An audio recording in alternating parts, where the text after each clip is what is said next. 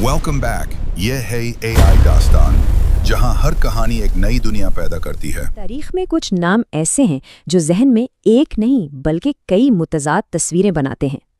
महमूद गजनवी भी एक ऐसा ही नाम है, एक ऐसा हुक्मरान जिससे कुछ लोग एक अजीम हीरो मानते हैं और कुछ एक जालिम लुटेरा। तो सवाल ये उठता है कि वो असल में था कौन? क्या वो एक दीनदार मुजाहिद था या एक बेरहम हमलावर? आइए इसकी ज़िंदगी के मुख्तलिफ पहलुओं पर नज़र डालते हैं ताकि इस पेचीदा शख्सियत को समझ सकें। तो चलिए शुरू करते हैं महमूद की कहानी बिल्कुल इब्तिदा से। वो कौन था और वो तारीख के सबसे ताकतवर हुक्मरानों में से एक कैसे बना? महमूद की रगों में शाही खून दौड़ रहा था। उसने बचपन से ही जंगी माहौल में आँख खोली और बहुत छोटी उम्र में ही अपने वालिद के साथ मैदान जंग में जाने लगा। समझ लें कि जंग के मैदान में ही उसकी परवरिश हुई।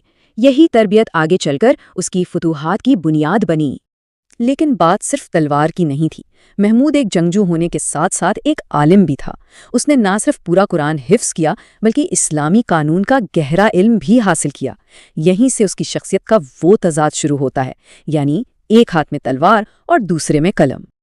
और जब इक़्तिदार की बात आई तो महमूद ने किसी रिश्ते का लिहाज नहीं किया।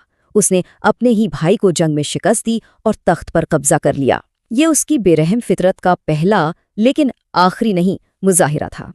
अब आते हैं इसके दौरे हुकूमत के सबसे मशहूर और सबसे मुतनाज़ा हिस्से की तरफ, यानी हिंदुस्तान पर उसके हमले।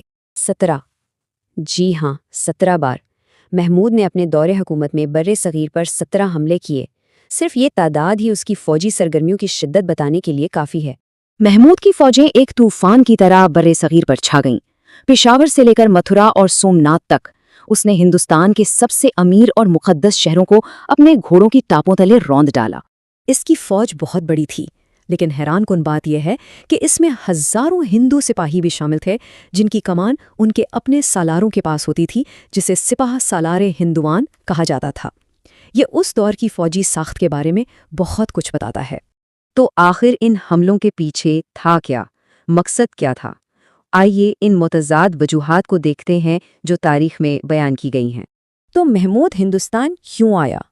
क्या वो सिर्फ दौलत का भूखा था या उसके दिल में इस्लाम की खिदमत का जज्बा था? तारीख हमें दो बिल्कुल अलग अलग कहानियाँ सुनाती हैं। ये इक़्तिबास इस ख्याल को तक़वियत देता है कि उसका बुनियादी मकसद अपनी सल्तनत की तौसी के लिए पैसा इकट्ठा करना था। जंग के लिए पैसा ज़रूरी था और इस वक्त हिंदुस्तान दुनिया के अमीर तरीन खित्तों में से एक था। और फिर है महमूद का वो मशहूर ऐलान जो उसने तब किया जब उसे सोमनाथ के बुत को ना तोड़ने के बदले बेपनाह दौलत की पेशकश की गई।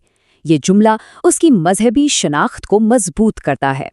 सच तो ये है कि महमूद के हमलों के पीछे शायद कोई एक वजह नहीं थी।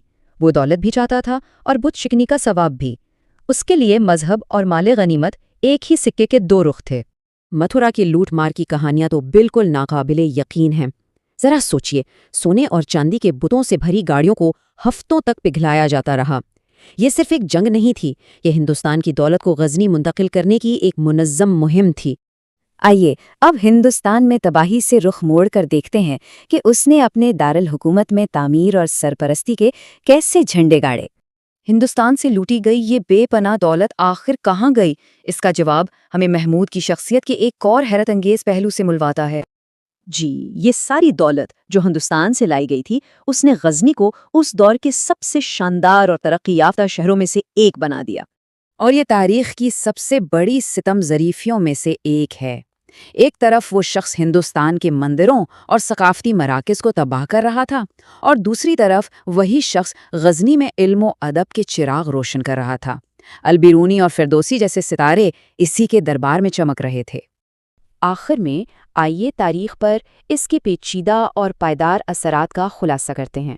इसकी तारीखी अहमियत इस बात में भी है कि वो सुल्तान कहलाने वाला पहला हुक्मरान था। इस लक़ब को इख्तियार करके उसने ज़ाहिर किया कि वो खलीफा के मातहत नहीं बल्कि एक आज़ाद और खुदमुख्तार बादशाह है। महमूद के हमलों ने हिंदुस्तान की सियासी कमज़ोरियों को पूरी दुनिया के सामने अयां कर दिया। उसने दिखाया कि ये अमीर मुल्क अंदरूनी तौर पर कितना गैर मुत्तहिद है और उसने मुस्तकबिल के हमला आवरों के लिए दरवाजे खोल दिए। तो आखिर में ये सवाल बाकी रह जाता है, एक ऐसी शख्सियत जो बैक वक्त मेमार भी थी और तबाह कुनिंदा भी, इल्म की सरपरस्त भी और एक बेरहम फातिह भी, उसकी मिरास सीधी सादी नहीं है اور شاید تاریخ کو اسے اسی پیچیدگی کے ساتھ یاد رکھنا چاہیے۔